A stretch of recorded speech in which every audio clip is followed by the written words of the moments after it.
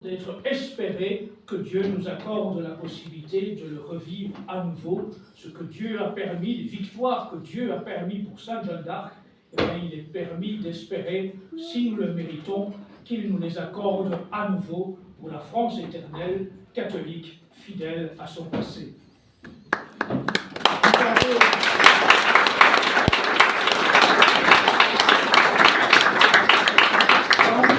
Il y a beaucoup de jeunes et c'est important qu'ils aient ce modèle de Sainte Jeanne d'Arc vraiment au plus profond d'eux-mêmes pour les mobiliser.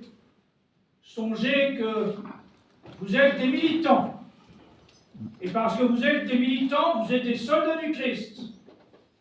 Et songez que Sainte Jeanne d'Arc a été soldat du Christ bien plus jeune que vous ne l'êtes pour les plus jeunes d'entre nous aujourd'hui, ici dans cette salle.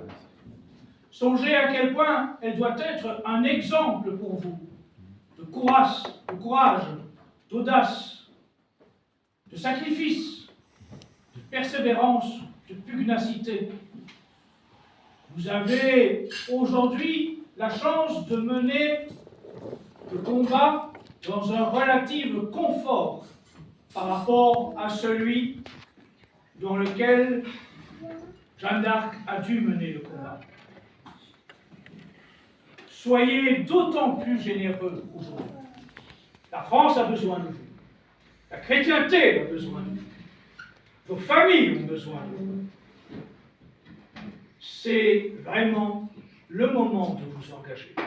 Ne vous dites jamais « Je suis un militant », je vais au pèlerinage, je vais aux conférences, je vais au défilé, je vais à la messe le dimanche. J'ai donc fait mon devoir. Ça, c'est le vernis. Ça, c'est le minimum syndical. Vous êtes des soldats du Christ.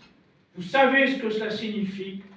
Vous savez qu'il vous sera de plus en plus demandé au cours des mois et des années à venir, et qu'il faudra le faire avec la générosité des âmes fortes pour Dieu, pour le Christ roi.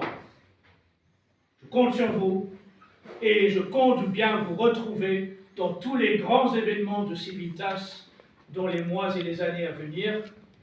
Vous êtes ceux qui devront porter haut et fier les couleurs de la France éternelle. Merci à vous. Bravo.